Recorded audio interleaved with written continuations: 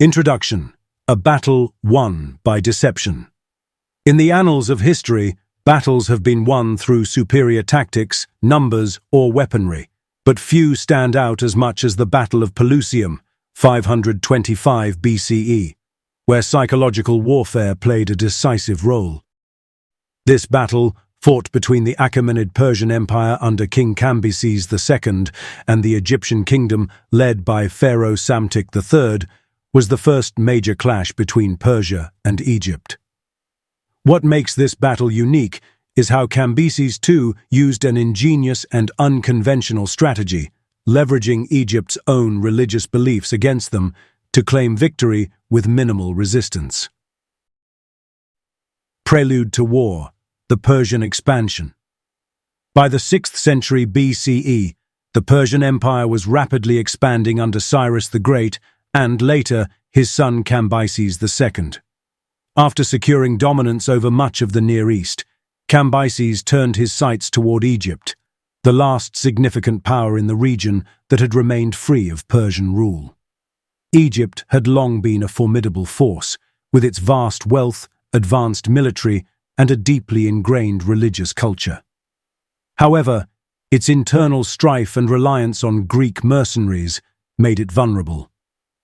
Pharaoh Psamtik III, a relatively inexperienced ruler, faced a difficult challenge in resisting Persian aggression. He sought alliances with Greek states and fortified key locations, including Pelusium, a heavily defended gateway to Egypt in the Nile Delta. Despite his efforts, the Persian military machine, fueled by vast resources and strategic cunning, was unstoppable. In preparation for war, Cambyses II secured an alliance with Phanes of Halicarnassus, a Greek mercenary who had defected from Egypt and provided crucial intelligence about Egyptian defenses. With this information, the Persian forces moved swiftly toward Pelusium, setting the stage for a historic confrontation. The psychological warfare: Using cats as a weapon. Understanding the deep-seated religious beliefs of the Egyptians, Cambyses II devised a strategy unlike any other. The Egyptians revered many animals, but none were more sacred than the cat, which was associated with the goddess Bastet, a symbol of protection and home life. Harming a cat, even accidentally, was punishable by death. With this knowledge, Cambyses instructed his soldiers to paint images of Bastet on their shields and carry live cats into battle. Some accounts even suggest that Persian soldiers released cats onto the battlefield, forcing the Egyptians into a dire moral and strategic predicament. The psychological impact was devastating. The Egyptian soldiers, bound by their religious devotion, hesitated to strike back, fearing they would harm the sacred animals and invoke divine wrath. Their reluctance to engage led to confusion, disorganization, and ultimately a collapse in morale. The Persian forces exploited this hesitation, overwhelming the Egyptian army and securing a swift and decisive victory. The battle and the Egyptian collapse. The engagement itself was brutal yet brief. The Persian army, well-disciplined and equipped with superior cavalry and archers, attacked with precision. The Egyptians, though numerically strong, faltered in their response due to the unexpected psychological assault. Witnessing their ranks break apart, Egyptian commanders struggled to maintain order. The battlefield at Pelusium became a site of carnage, with Persian warriors cutting down demoralized Egyptian troops.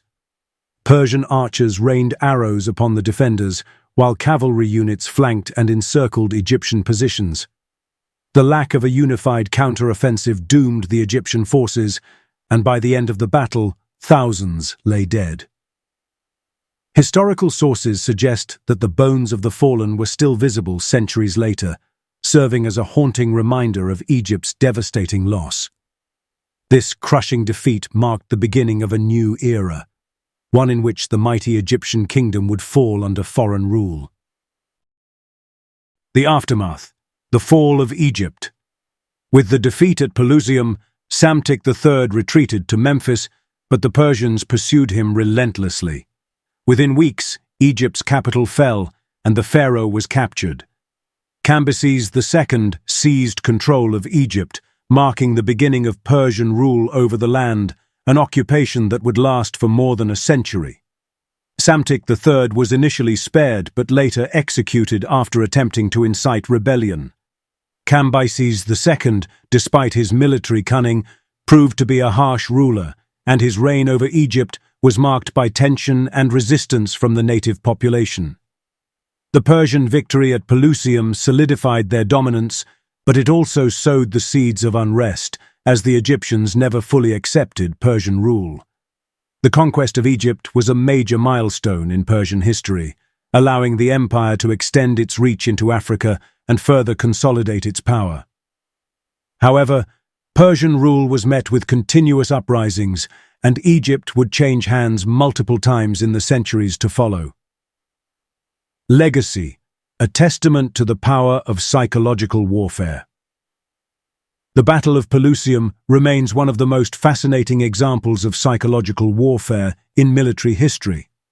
Cambyses II's ability to exploit cultural and religious beliefs instead of relying solely on brute force demonstrated the power of strategy over sheer numbers. While some historical accounts of the use of cats may be embellished or debated, the overall effectiveness of Persian tactics at Pelusium is undisputed. The battle serves as a reminder that wars are not always won through superior firepower.